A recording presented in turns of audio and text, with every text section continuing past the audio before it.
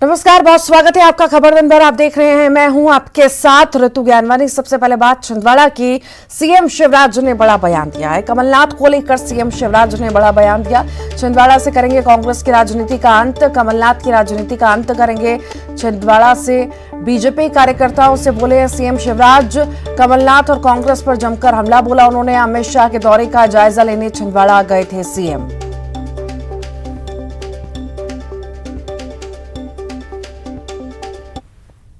और विजय का विश्वास लेते हैं। कांग्रेस का राजनीतिक अंत करने आएंगे, कमलनाथ का राजनीतिक अंत करने आएंगे। दोनों हाथ ऊपर उठा के दोनों मुट्ठी बांध के आज दिल से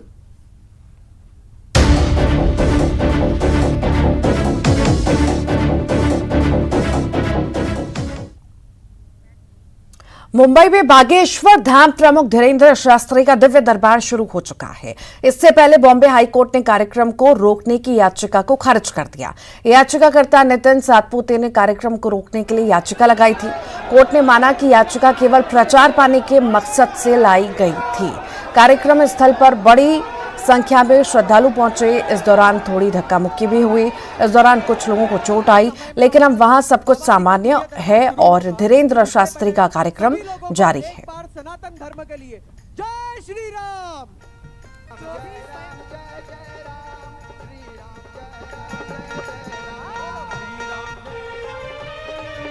तो उठा लीजिए एकदम सीधे सीधे।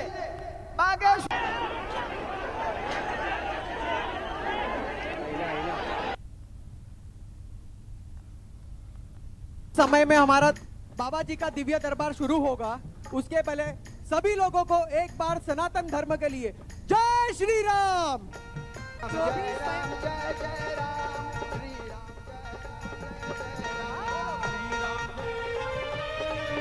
तो उठा लीजिए एकदम सीधे सीधे।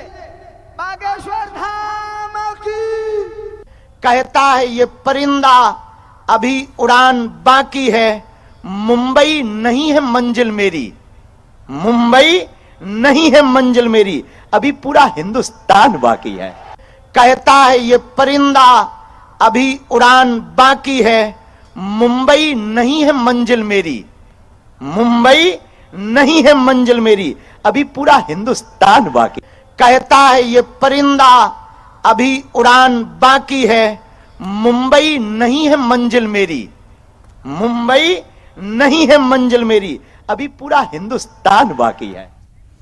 दुर्ग से बड़ी खबर की बात करेंगे। दुर्ग पुलिस ने बड़ा खुलासा किया है। सेक्सटॉर्शन के बड़े रैकेट का भांडाफोड़ किया। पश्चिम बंगाल से बंटी बबली को गिरफ्तार किया है। डेटिंग साइट के जरिए ठगी को अंजाम दिया करते थे। मिनी कॉल सेंटर के जरिए देश भर में ठगी कर रहे थे। 2 दिन बाद ठग प्रेमी जोड़ा करने जा रहा था शादी। दुर्ग जिले के 70 वर्षीय बुजुर्ग की रिपोर्ट पर कार्रवाई हुई है। जांच के बाद पुलिस आरोपियों को गिरफ्तार कर चुकी है। पुलिस अब कई बड़े खुलासे भी कर सकती है।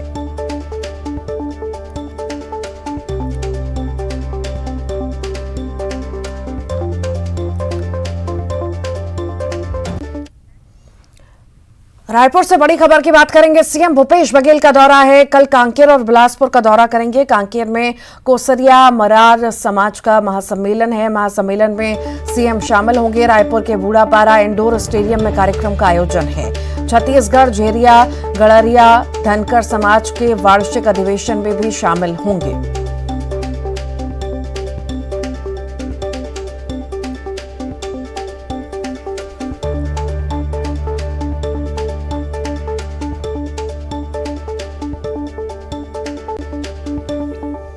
भक्त माता कर्मा जयंती के मौके पर सीएम भूपेश बघेल ने कोंडागांव जिले को करोड़ों की सौगात दी।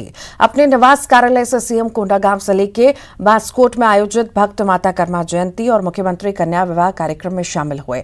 वर्चुअल रूप से कोंडागांव जिले में 154 करोड़ रुपए से अधिक लागत के 145 विकास कार्यों का लोकार्पण और भूमि पूजन हुआ। इस अवसर पर पारंपरिक सांस्कृतिक धरोहर स्थलों जैसे देवगुड़ी, मातागुड़ी, गोटुल की भूमि को संरक्षित रखने के लिए 436 सामुदायिक वन अधिकार पत्र प्रदान किए गए। साथ ही साहू समाज के प्रतिभावान युवाओं को भी सम्मानित किया गया। इस मौके पर गृह मंत्री ताम्रध्वज साहू, उद्योग मंत्री कवासी लखमा, महिला बाल विकास मंत्री अनिला भेड़िया भी मौजूद रहे।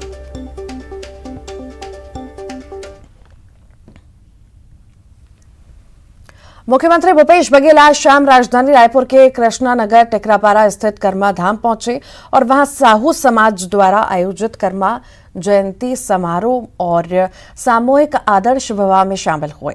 मुख्यमंत्री ने इससे पहले कर्मा धाम परिसर में माता कर्मा की पूजा अर्चना कर प्रदेशवासियों की सुख समृद्धि की कामना की। समारोह में को संबोधित करते हुए कहा कि सामूहिक आदर्श विवाह सभी समाज के लिए एक अनुकरणीय पहल है।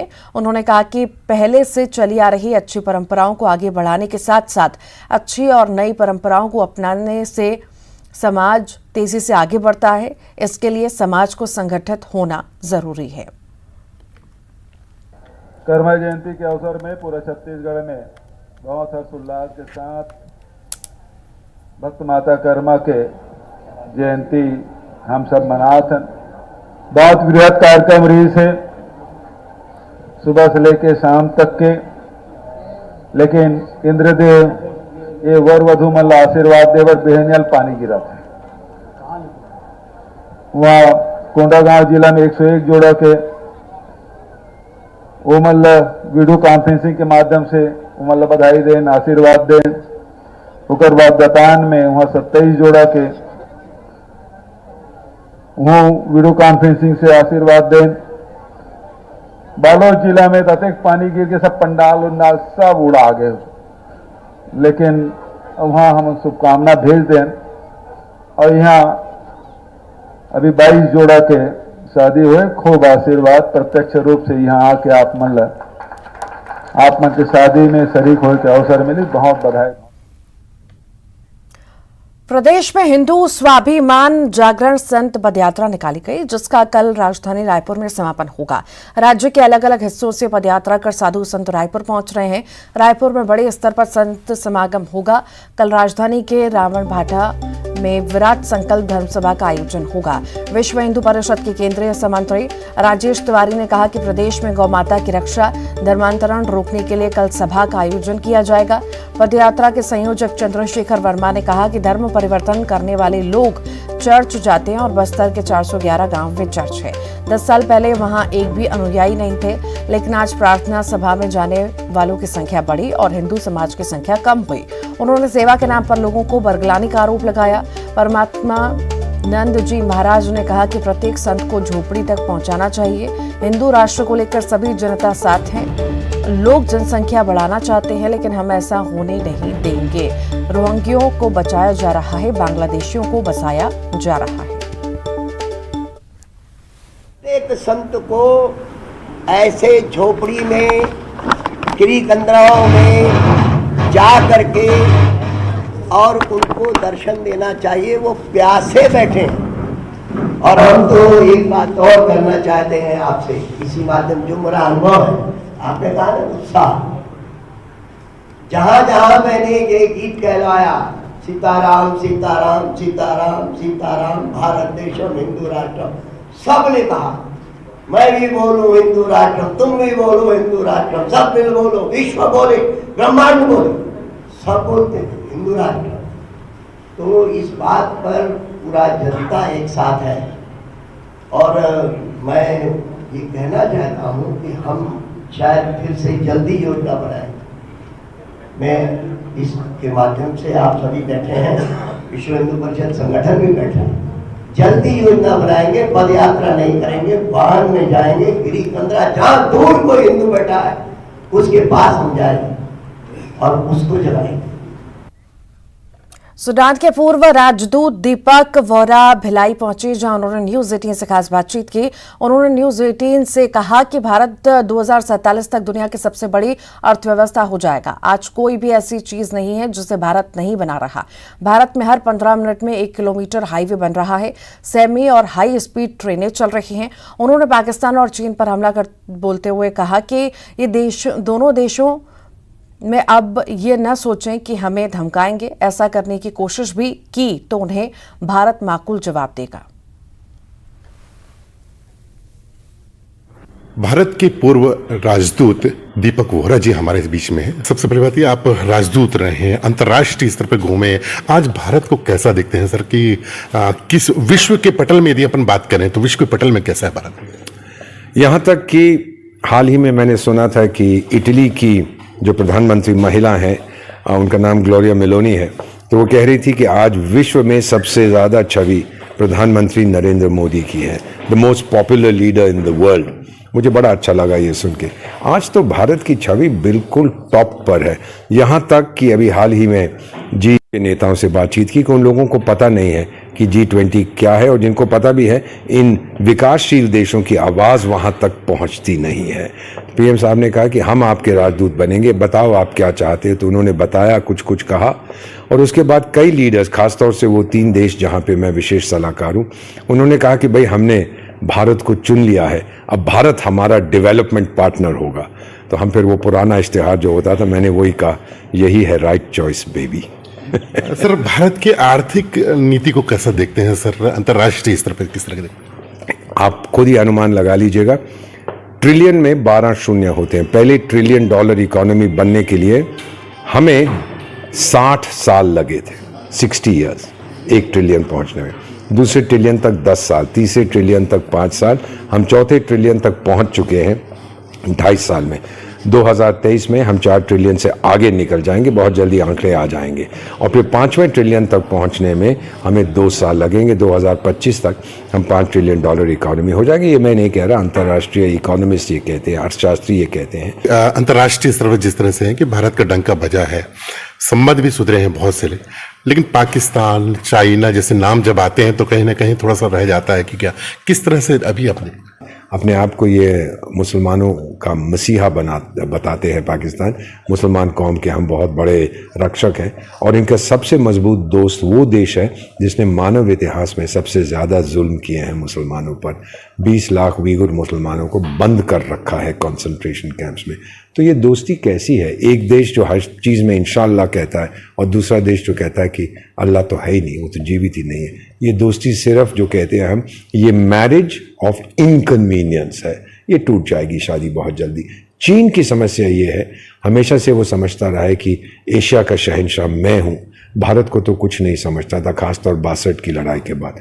आज जब हम उसकी आंख में आंख डाल के उसका मुकाबला करते हैं तो वो बौखला गया है। तो ये थे दीपक वोरा साहब, जो पूर्व राजदूत रहे हैं। इनका साफ तौर पर कहना है कि अंतर्राष्ट्रीय स्तर की यदि बात किया जाए तो भारत का डंका हर कहीं बजा है, और लगातार जो है भारत जो है विकासशील देशों की तरह आगे बढ़ता जा रहा है। न्यूज़ 18 छत्तीसगढ़ के लिए दुर्ग से मिथिलेश ठाकुर। दुर्ग से बड़ी खबर की बात करेंगे। तालाब में डूबने से 15 साल के बच्चे की मौत हो गई। जमराव गांव के तालाब में डूबा बालक, एसडीआरएफ ने शव को बाहर निकाल लिया है। अमलेश्वर थाना क्षेत्र की यह घटना आपको बता रही है।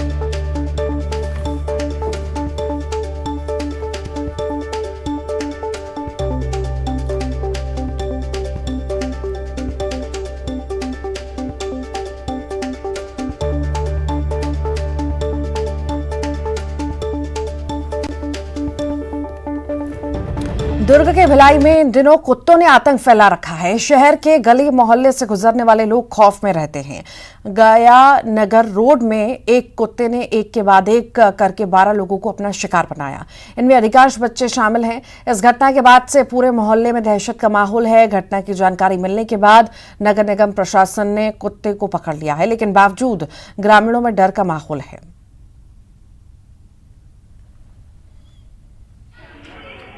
बहुत भय बना रहता है सर यहाँ पे, क्योंकि जितने भी ग्रामीण क्षेत्र से आते हैं सब्जी बेचने वाले, सांड के नाम से वो परेशान रहते हैं। ऊपर से बच्चे लोग घर से निकल नहीं पा रहे कुत्ते के लोग से।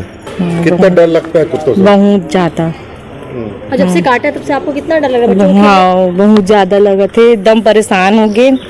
बहुत कुत्ता है। हाँ, ये मेरी पोती को काटा है कुत्ते ने, और ये मोहल्ले में कुत्ते और सांड के कारण दहशत में, मतलब सांड, बच्चे लोग और औरतें लोग तो ज्यादा रहती, यहाँ तक कि हम लोगों से जवान आदमियों को भी कुत्ते लोग दौड़ाते हैं।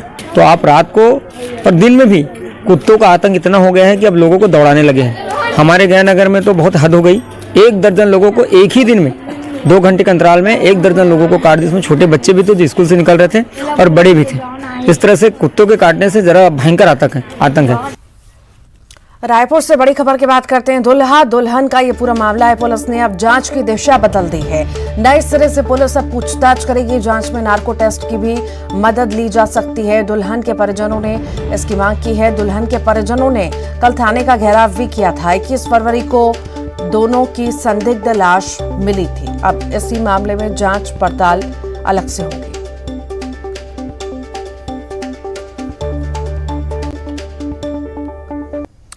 अब बात बिलासपुर की करते हैं, जहां स्ट्रीट शूटर संजू त्रिपाठी हत्याकांड में पुलिस को बड़ी सफलता मिली है। फरार शूटर संदीप यादव उर्फ पप्पू दाढ़ी को लखनऊ से गिरफ्तार किया गया। उसके खिलाफ वाराणसी में हत्या समेत 20 से अधिक मामले दर्ज हैं। आरोपी के पास से बटन वाला चाकू बरामद किया गया। संजू त्रिपाठी हत्याकांड में अब तक 20 आरोपियों की गिरफ्तारी हो चुकी है। मामले में 4 शूटर अभी भी फरार हैं। 14 दिसंबर 2022 को संजू त्रिपाठी की हत्या हुई थी।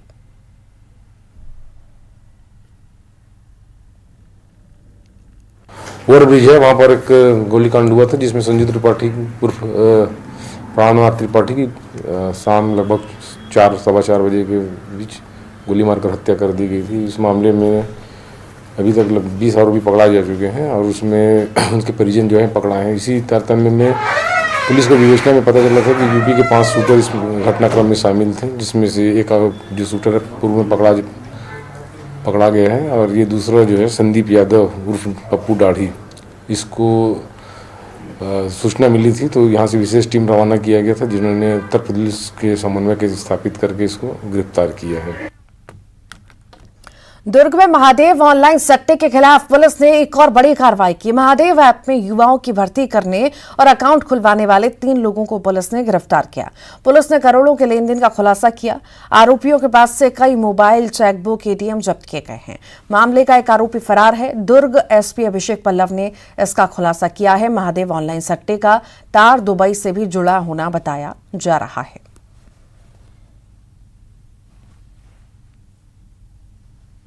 दुर्ग पुलिस ने एक बड़ी कार्रवाई करते हुए आज 3 लोगों को गिरफ्तार किया है। ये पिछले 2 वर्षों से बहुत सारे पैनल चला रहे हैं, उसमें काम कर रहे थे और अभी 1 साल से बैंक अकाउंट्स जो हैं वो लोगों से लेके महादेव ऐप के ऑपरेटर्स को अवेलेबल कराया करते थे। ये अलग अलग बैंक्स में अपनी दोस्ती करके बैंक के कुछ लोगों को आपस में मिला के 45,000 रुपये से लेके 65,000 रुपये के बीच में पैसा लेकर अकाउंट्स खोला करते थे। इनके द्वारा सैकड़ों अकाउंट्स खोले गए हैं। अभी 4 अकाउंट जब्त किए गए हैं, जिसमें कि 5 करोड़ से ज़्यादा के ट्रांजैक्शन केवल 1 हफ्ते के अंदर होना पाया। तो ऑनलाइन सट्टे के खिलाफ बड़ी कार्रवाई की गई है। ये बड़ी खबर इस वक्त आपको बता रहे हैं। महादेव ऑनलाइन सट्टे के खिलाफ बड़ी कार्रवाई की गई। पुलिस ने 3 लोगों को इस पूरे ही मामले में गिरफ्तार किया है। बता दें कि बड़ा गिरोह है जो लंबे वक्त से संचालित हो रहा था और इसके तार दुबई से जुड़े होना भी बताए जा रहे हैं। और इसी के साथ ही फिलहाल के लिए बुलेटिन में इतना है।